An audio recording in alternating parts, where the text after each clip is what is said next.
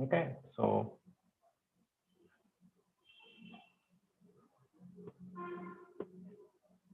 good morning, everybody. Good morning, sir. Good morning, sir. Good morning. Good morning, Good morning, sir.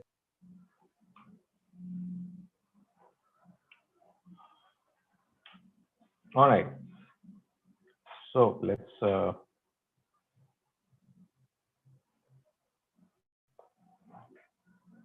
see.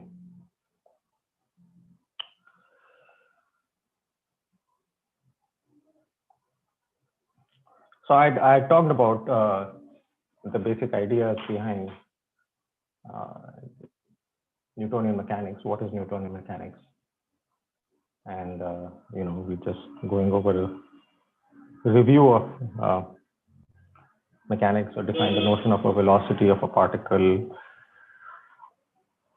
explain some mathematical notation, then position, velocity, then mention Newton's laws. Again, for most of you, this should be very familiar, but Your audio. sorry, can you hear me? Yes, sir. Yes, sir. Yes, sir. Somebody said my audio is not audible or something. So I thought. And then I mentioned that, well, in Newtonian physics, it is implicitly assumed that the speed of propagation of any signal can be infinite. But if you don't have that assumption, then Newton's third law is not strictly valid. Because action is equal to reaction, but after a certain amount of delay.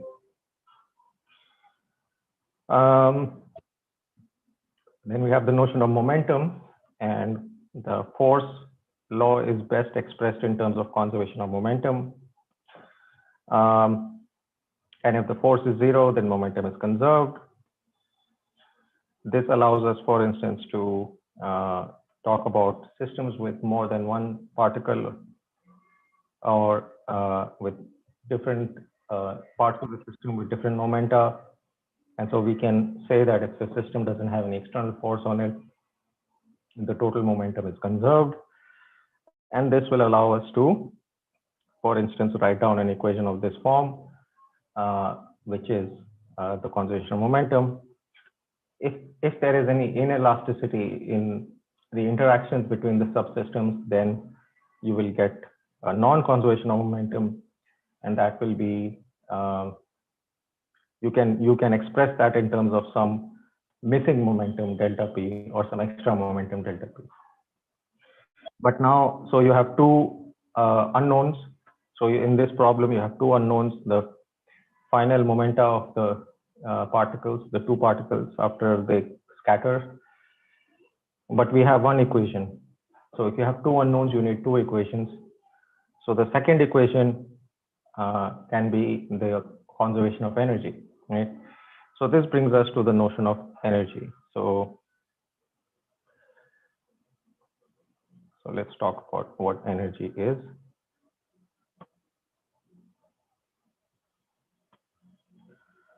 Did I call it lecture 2, right? So lecture 2.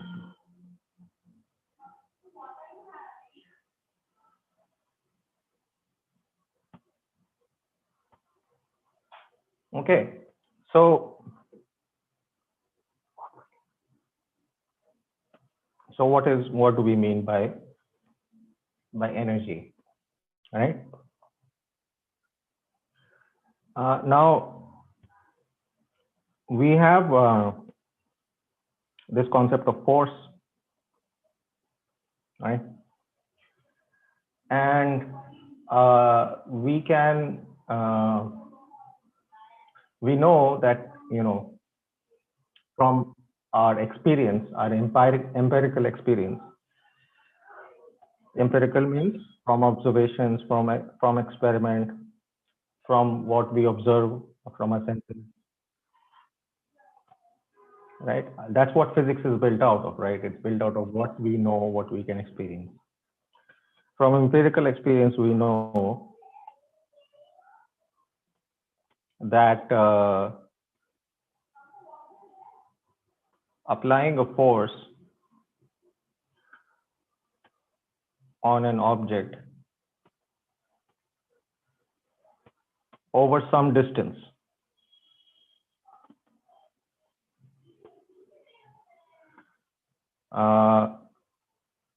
costs energy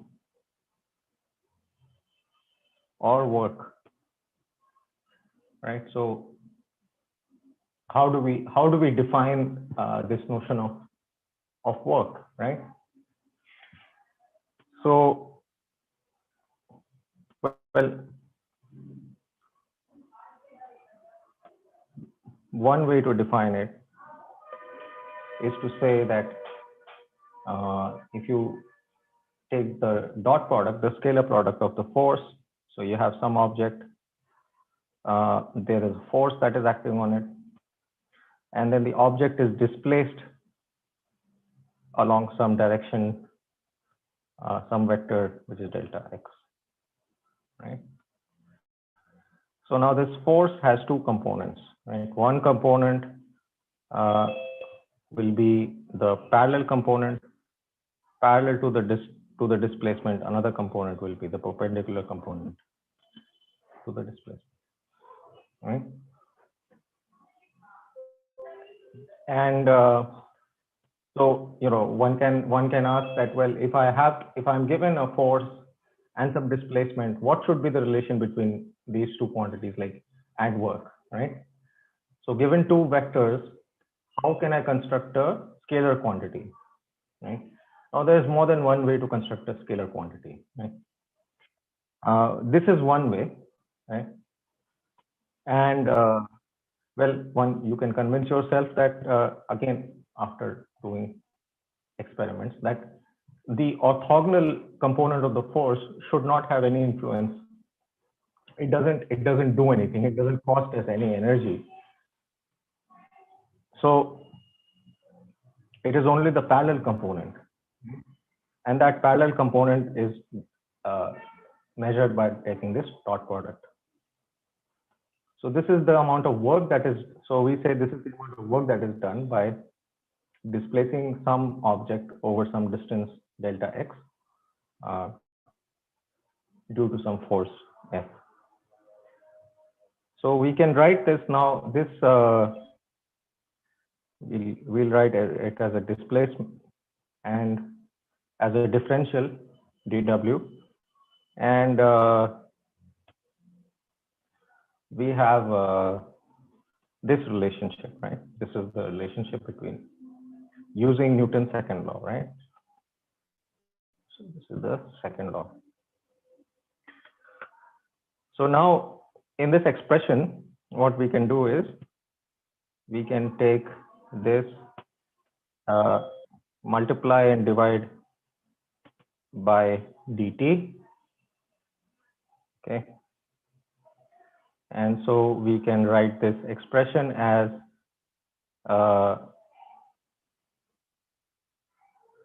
dx by dt dotted with dp, okay? This becomes dx by dt is v, right? Velocity, and the velocity is momentum divided by mass, so this becomes p dot dp by n, okay? Right, so now I can integrate this, and I can say that, well, if I have this process which occurs if I take an object and move it from point A to point B along some path, right? This is my path, and I move the object along this path, right? And at each point along this path, there is some force, okay? And the force does not need to be constant. It doesn't matter what the force is. It can be parallel, it can be perpendicular to the path. right? It can be orthogonal to the path, it doesn't matter. Because ultimately, what matters, right? If you look at this expression, this is P. Now P is just the momentum of the particle at each point, right? So this is P. And P will be tangent to the path, right? Because P is proportional to the velocity is tangent to the path. So this P will be a function of, now instead of X, let me say that this path is parameterized by some parameter, let's say gamma. So gamma is equal to 0 at the beginning of the path and 1 at the end of the path. Okay. And so then this would be F gamma or NF gamma prime and so on. So this momentum P is a function of this gamma, right? This parameter along the path. dP gamma. And that's the only thing that determines this work, right? Whether or not there is a change in the momentum at that point gamma. If there is work done. It doesn't matter what force is causing it, right? It doesn't matter how it's being caused. It only matters that there is a change in momentum. And so now we can easily integrate this dW from gamma is equal to 0 to gamma is equal to 1. Right? So this gives us the work done in moving the object from point A to point B, right? That's the left-hand side. And now the right-hand side can also easily be integrated. And because it is a total, this is just a total differential. This is a differential of dP squared, right? And so the integral of this will just be P square at gamma is equal to 1 minus P square at gamma is equal to 0. All right, and there'll be a factor of 1/2 also. So this tells me that the total work done in moving from point A to point B is equal to the difference of these two numbers. What are those two numbers? Let me call the first number KEB and KEA. And what is KEA? It is 1/2. It is P square by 2m at x is equal to A, and KEB is equal to P square by 2m at x is equal to B. Right? So this is a very nice equation because it tells us, right, that it doesn't matter what the force is. We don't need to know what the force is. We just need to be able to measure the total work that is done during this process. And we can determine what that total work is simply by taking the difference of these two numbers. One is the number at the beginning and one is the number at the end, right? So this is actually a very beautiful equation. And, you know, we don't appreciate it because we see it all the time. We are so used to it, right? So it's like, oh, okay, yeah, that's obvious. I've seen it 100,000 times in preparing for my entrance exams and so on and so forth.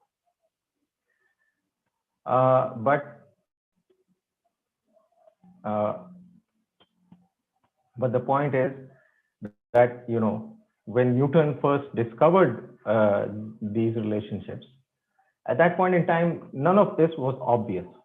Okay. So as an example of the state of human knowledge, if you go to Germany, in the city of Dresden, they have a science museum. Okay, and it's pretty amazing. So they collect scientific gadgets from over the centuries. So the Germans have always been a very scientific minded people, and you have these amazing clock mechanisms and pendulums and mirrors and all these things. Extraordinary. One of the things that they have are certain etchings, certain drawings. And so one drawing, so in those days, and even today, right? One of the things that physics comes into play is in regards to warfare, right? So, and in those days, warfare was conducted using cannons, right? So it was important to understand that if you shot a cannonball out of a cannon, where exactly would it land, right? What would be the trajectory? Because if you did not understand the trajectory, right, as a function of the angle, then you would miss the ball would miss its target, and you would waste your ammunition, and then the enemy who is, let's say, here, would be very happy, and then they would come and they would kill you, right? So one of the etchings there shows a set of trajectories of cannonballs, right? That some scientist or some philosopher thought that they should be following. And this is what those trajectories look like. It goes like something like this. And then when it reaches the maximum point, it just falls straight down, right? So it goes something like this, and then it falls straight down. This was based on their own intuition. Okay, well, this is how things should behave, right?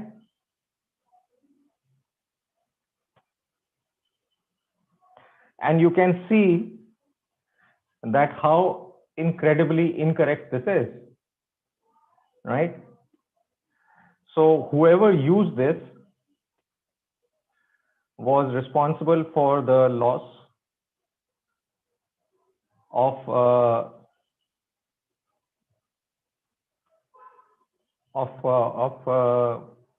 life, wars, and territory, right?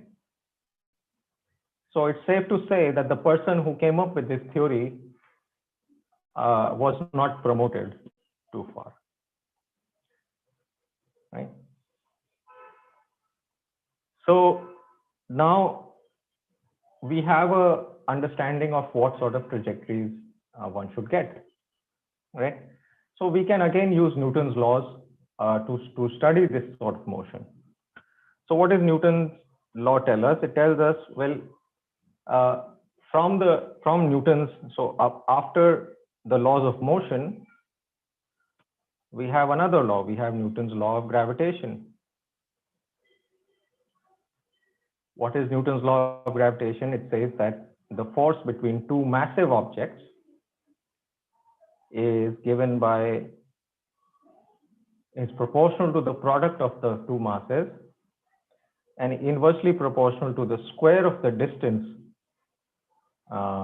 between those two masses, and is directed along the line which connects the center of mass of these two objects.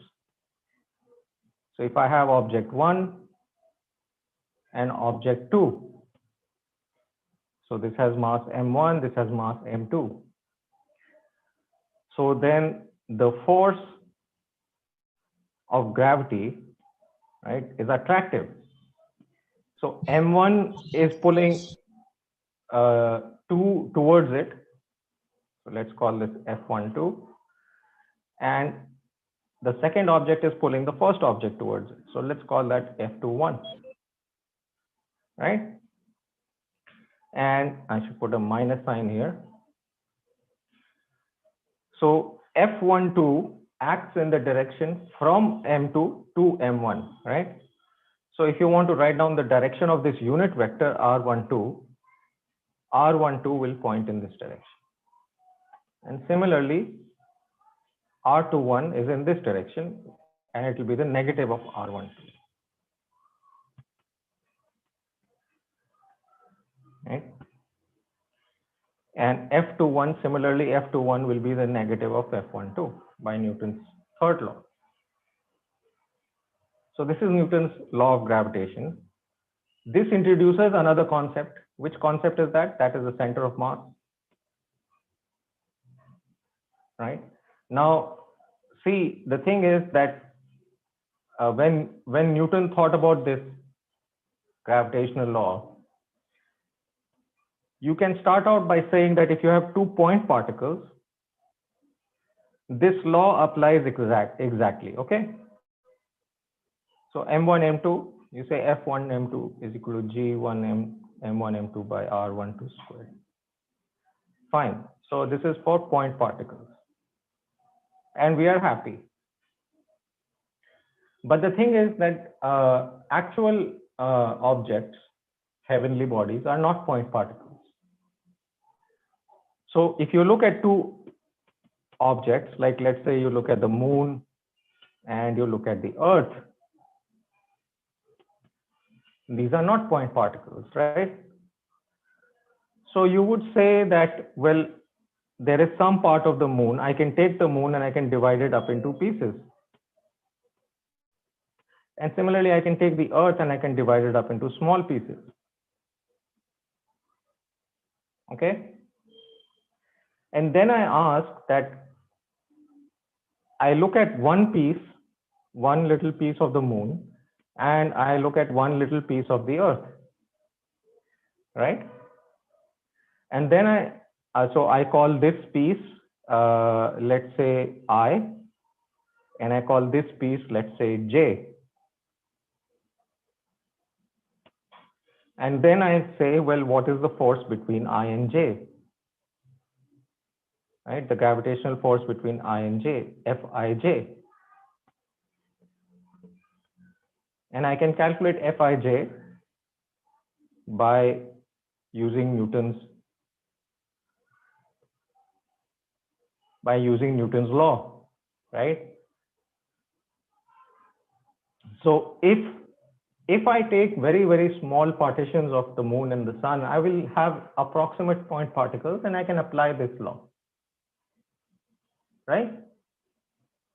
But the thing is that if you look at the force between this particle and this particle, and you pick another, let's say, piece of the earth, let's say J prime, then in that case, the force is in a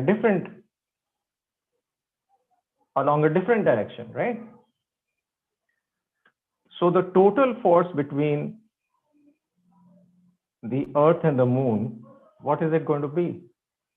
It's going to be the vector sum of all of these forces, right? Added over all of the eyes, which are all the little pieces of the moon, and added over all of the pieces of the earth, which is the second index, J, right? But there is no guarantee, right,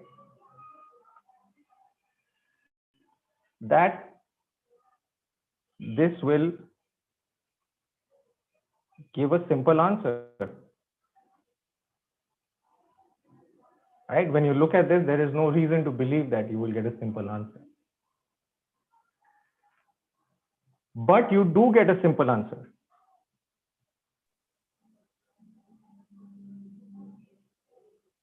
Right? That's the amazing thing.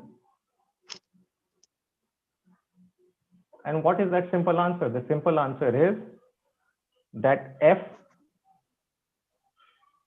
net is equal to G mass of the moon, mass of the earth divided by R square. And what is this R? Where R is the distance between the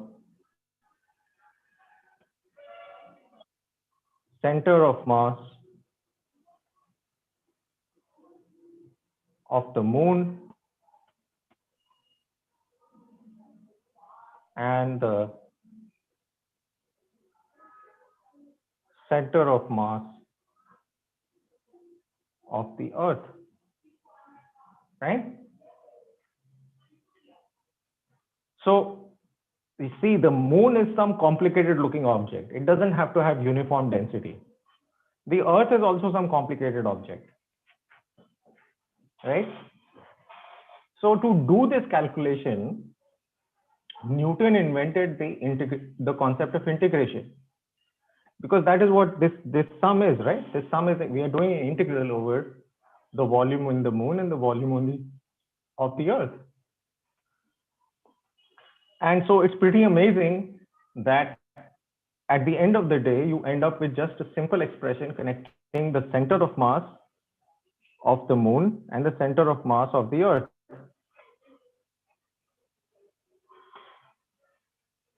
Right? Our center of mass. But in order to do this, you have to invent the notion of center of mass. Right? So what is the notion of center of mass? If I am given some set of objects, okay, they all have different masses, okay? It doesn't matter what they are, M1, M2, so on till Mn, Mn minus 1 and so on. Then I have some set of coordinates, okay? I'll make them two-dimensional for simplicity. And in these coordinates, each one of these objects, right, has is at some point, and that point I can denote by some vector R of I, right? So this is M of I, and it's at the location R of I. And then I have this equation which tells me that there is a special vector called R center of mass, which I can find in this way.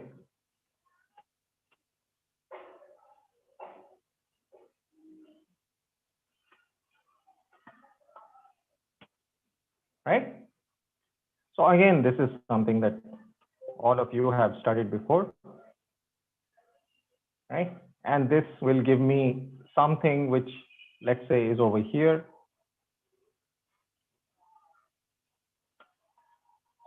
Let's say this is RCOM. So what Newton's laws tell me is that I can take this very complicated object and describe the motion of this object and all the forces which act on this object in terms of a single point. And that point is this center of mass. And what is this? This is the weighted average.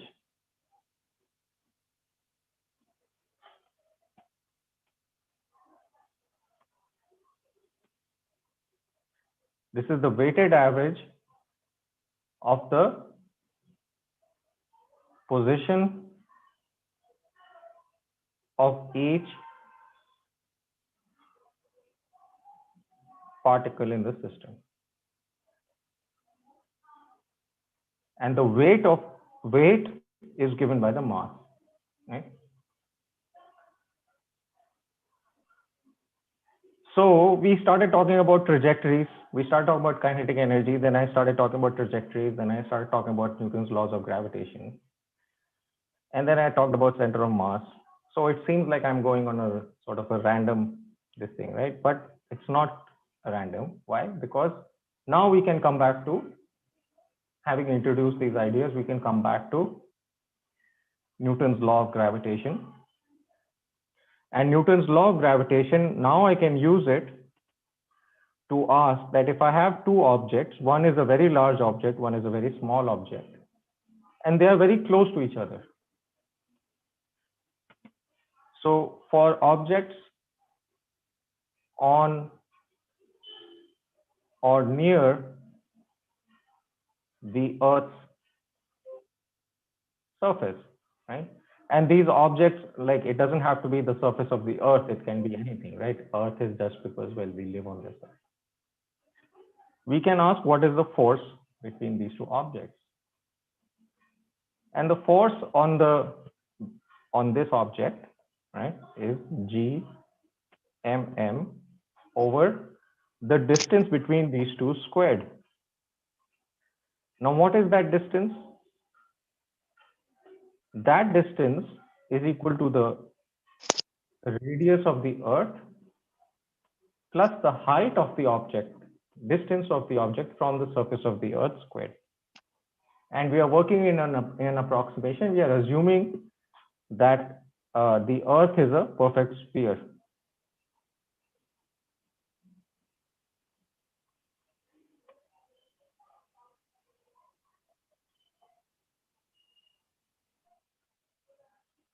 Okay.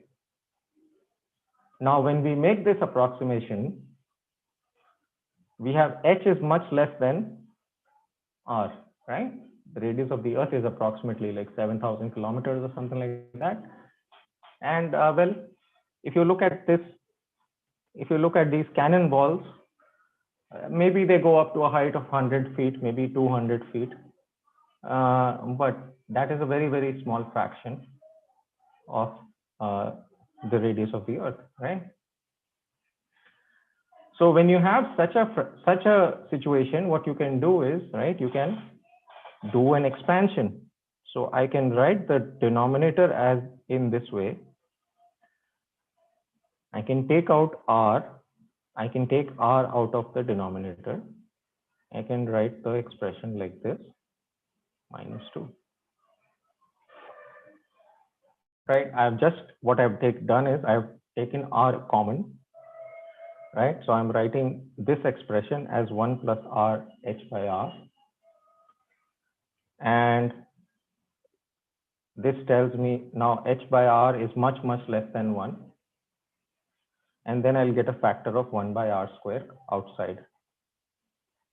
So then I can write the force as Gmm.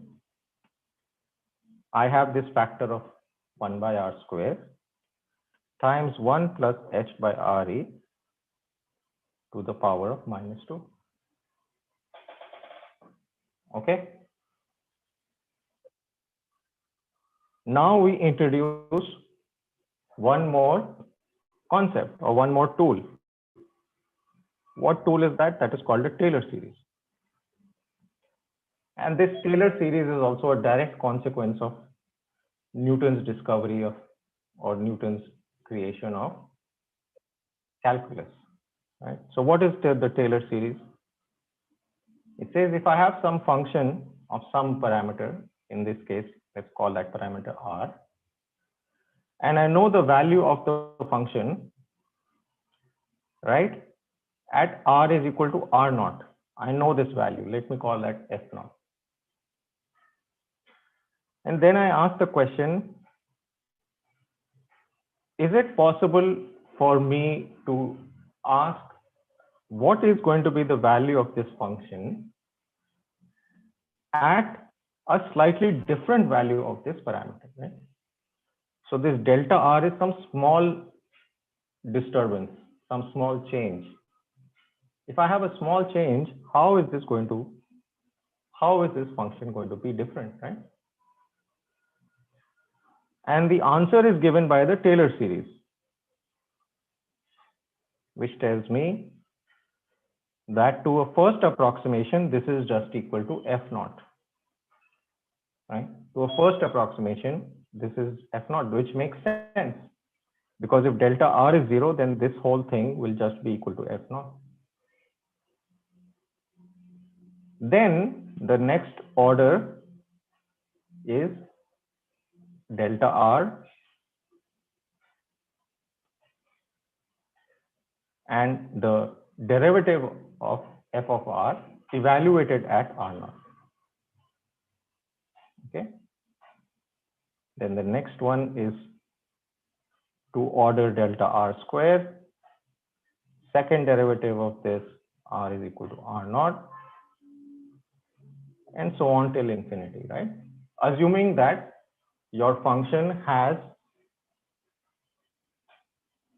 is infinitely differentiable, right? You can take, but in reality, functions are not infinitely differentiable. So this will end at some point, right? So now if I say that my function R is this guy, right? So instead of R, let me write it as F of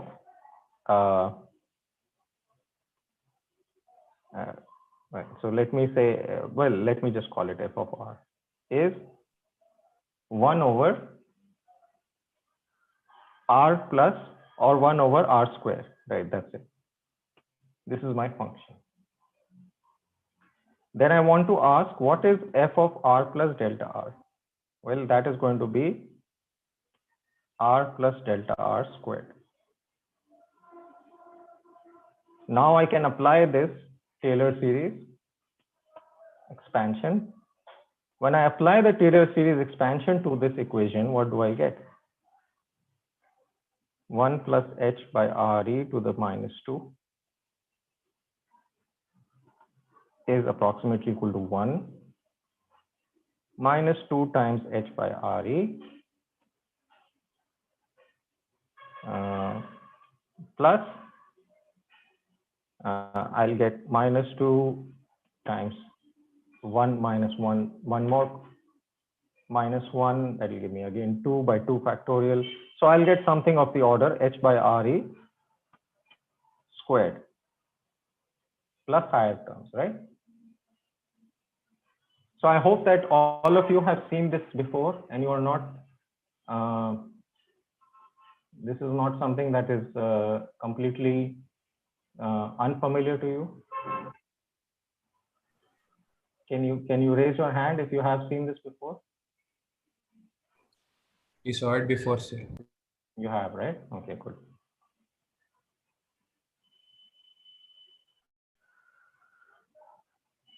So now I substitute this back into the expression for this force. What do I find? I find that the force is equal to GMM by the radius of Earth squared times 1 minus 2h by RE plus terms which are of order square in this ratio, right?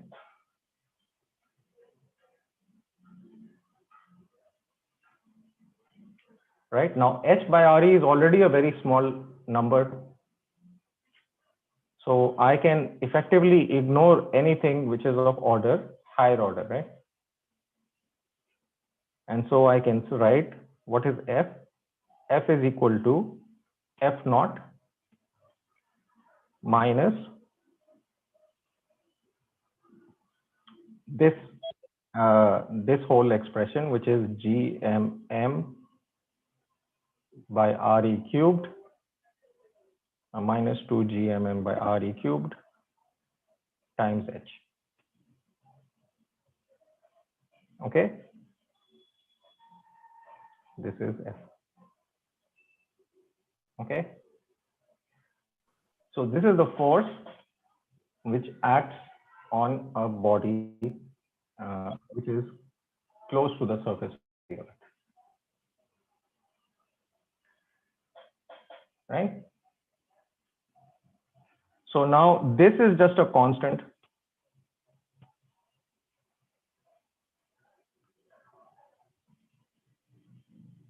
So, and this expression I'm making some mistake somewhere. I think, let me see, let me make sure. GMMB, it seems right.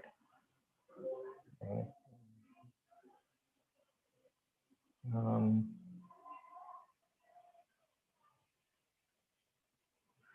I think it's right. I think it's right. Okay. Then this expression I can write as minus another constant, which I'll call small g, times h times m.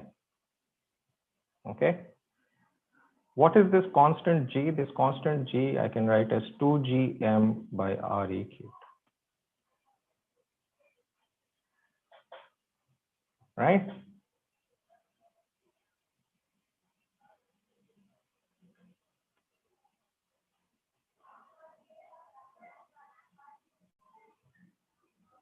So what do I find? I find that the force on an object, right, only depends on the height of the object from the surface of the earth. There is some constant term, but this constant term is the same for all the objects, right? So I have this delta F, I can write as F minus F naught is minus mg.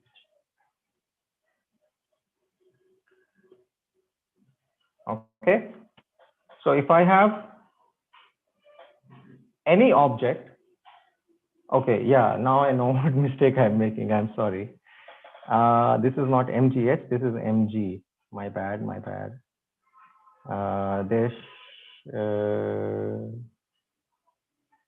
One second.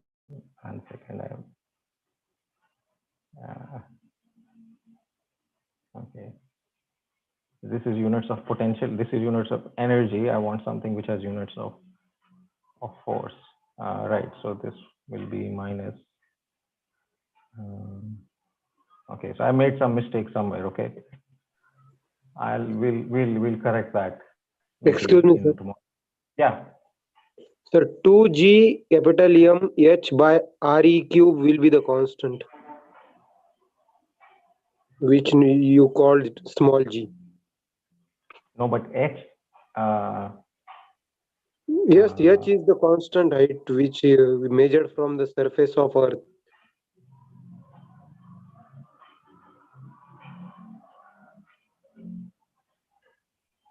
No, but h.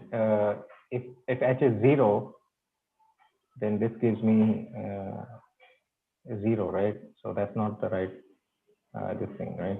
H is the distance from the surface of the earth, right? So if I have an object on the surface of the earth, it experiences an acceleration which is given by so okay, let me, yeah. So the Yes? dimension that mgh that you just derived, I know it has dimensions of energy. Huh? No, sir.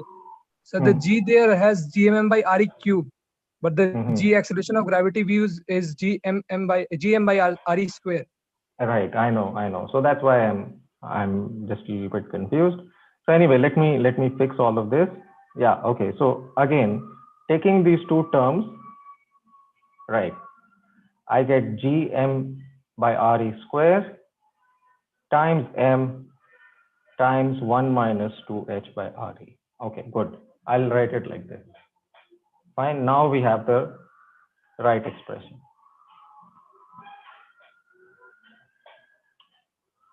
Okay.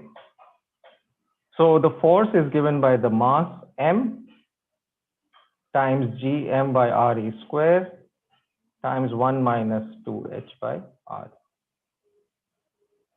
which I can write as m times small g as a function of h. What is small g h? Small g h is this quantity, re square 1 minus 2h by. So when you are close to the surface of the earth, for h approximately 0, gh is equal to g naught. That is the acceleration due to gravity at the surface of the earth.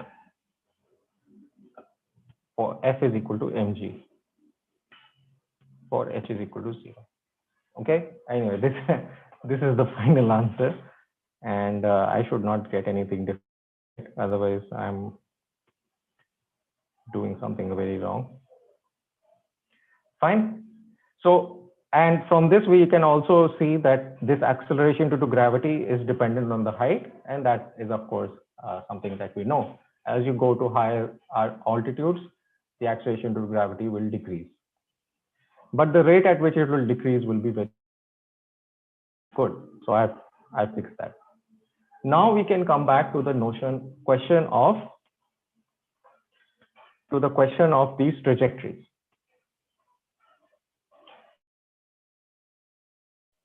What we know now is that if I have an object, this object is always under the influence of a constant acceleration pulling it down. So if I say this is the y-axis, this is the x-axis, then there is always an acceleration which I can write as minus g times y hat. So this is a constant acceleration on any object near the Earth's surface. And using this knowledge, now I can use Newton's laws to solve for the trajectory of my cannonball, right? So I have my cannonball. What are the initial conditions? That I shoot it from my cannon at an angle theta with some velocity v, right? So it has some velocity v of y in the y direction and v of x in the x direction, right? Now I can write down Newton's second law, right? That's the equation that describes the motion of this object. So what is Newton's second law? F is equal to dp by dt. Now the mass of this object is a constant, so I can write this as m dv by dt, which I can write as m dx d2x by dt square. Okay, I'm running a little bit over time, but I think you guys don't have any class right now. So if you don't mind giving me another 5 minutes, 5-10 minutes, I'll just finish this derivation and then we'll stop. I hope that's okay with everybody. Please say something, raise your hands if you have any objections to. Yes. Yeah. Okay. No, sir. Yeah. Okay, all right. continue, sir. Yeah. Yes, sir. Right. So this is a vector equation, so I can write it as this in terms of components, Fy and Fx. Right. And now, what is this? This is a differential equation. These are both differential equations, and I can solve these differential equations. So if I look at the first differential equation, it is this expression. Now this is 0. Why? Because if I make the assumption of 0 air resistance, right, then this is 0.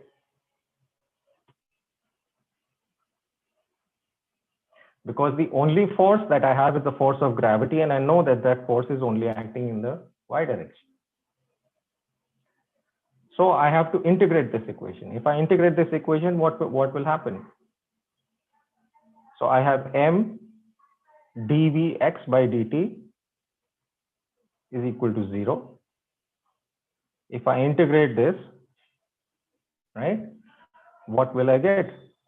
I will get m times vx, right, initial and final, is equal to what? It's equal to some constant, right? So let me call that constant c.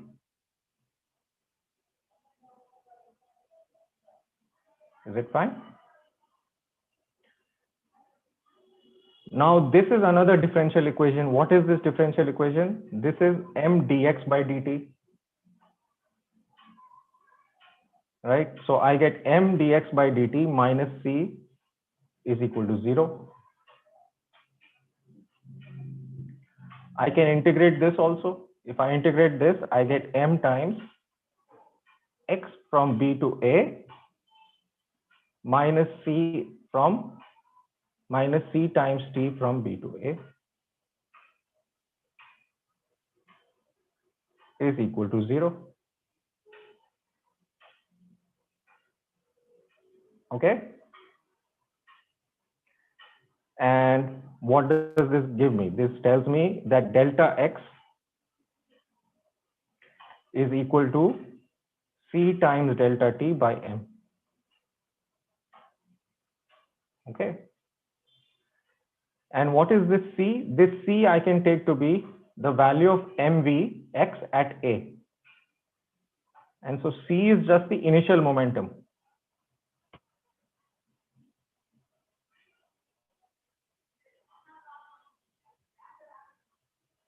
Right? The initial momentum is mvx delta t by m. This is just vx delta t. So I have solved one equation. It tells me that the distance my projectile travels in the x direction is simply given by the velocity multiplied by the time. So there is nothing mysterious here. I expected this to happen. The second equation is the one which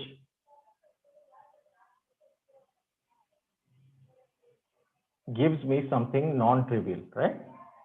I integrate this equation. When I integrate this equation, now I have something on the left side, which is right side, which is not 0. So again, when I integrate this, I can write this as dy by dt is equal to minus g, right? So I get vy from a to b is equal to minus g times t from a to b. Again, vy is equal to dx by dt, right?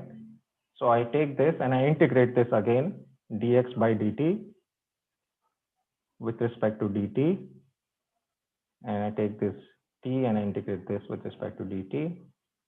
On the left, I get x, so not x, my apologies, it should be y, dy by dt. So I get y between a and b is equal to minus 1/2 t square between a to b, right? Plus some constant, we'll call that d.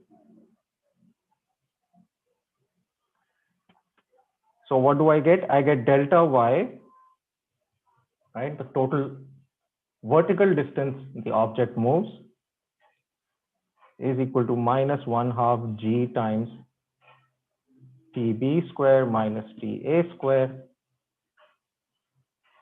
right? Plus some constant d. Okay. This constant we can just take to be the initial position. Why not? And we can set that equal to 0. Right? We can make the assumption that we are firing it from y is equal to 0. Okay. So this, now you can solve this equation. You have this expression for delta x and you have this expression for delta y. So delta y is equal to minus 1/2 g times delta t squared. Right. So let me write these again. Delta x is equal to vx delta t. Delta y is equal to minus 1/2 g times delta t squared. Right. So now I can eliminate delta t, and that gives me delta y is equal to minus 1/2 g times delta x by vx whole squared. In other words, y is equal to some constant whatever, let me call it some constant, C prime x squared. Now I'm not writing delta, I'm just writing y is equal to x. What is this? This is the equation of a parabola, right? It tells me that my trajectory of my particle will look something like this. The precise equation has to be a little bit different so that I get this curve starting from the origin, right? But the shape is given by this parabola. And so what I find is that, well, this is wrong, right? And the correct expression is something which looks like this. So along the way, what have I done? I have introduced the notion of energy. We didn't really use the notion of energy in solving for this problem, but we can use it. So I have discussed Newton's law of gravitation. I have discussed the notion of center of mass. I have discussed the notion of acceleration due to gravity. And then we have used, and then I have introduced the notion of Taylor series. And then I have used this acceleration due to gravity.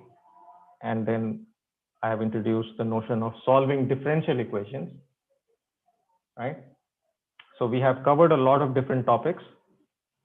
All of these topics we will be using later when we study relativity and electromagnetism. So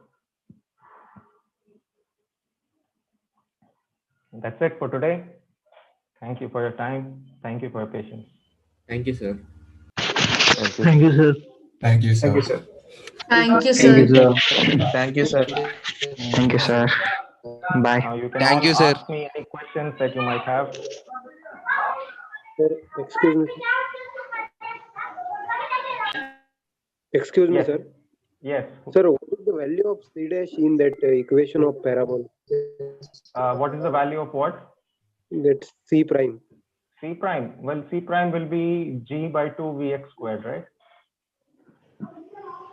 You have wrote that delta x with x.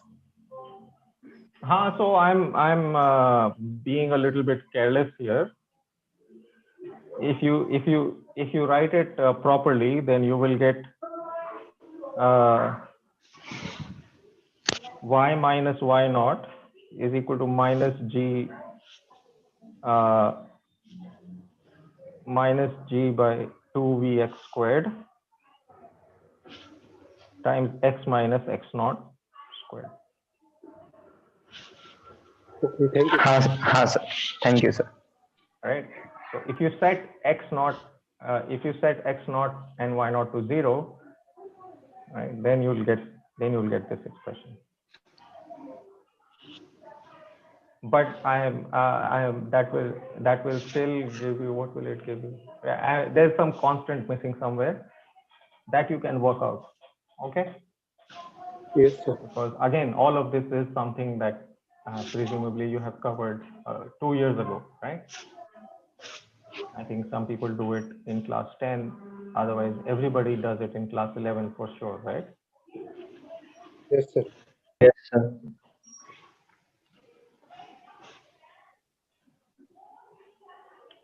But this is just to remind you of all these various things which you might have forgotten, and to show you that there is a general structure there's a method behind the magnets. Okay. I'm going to stop the recording now.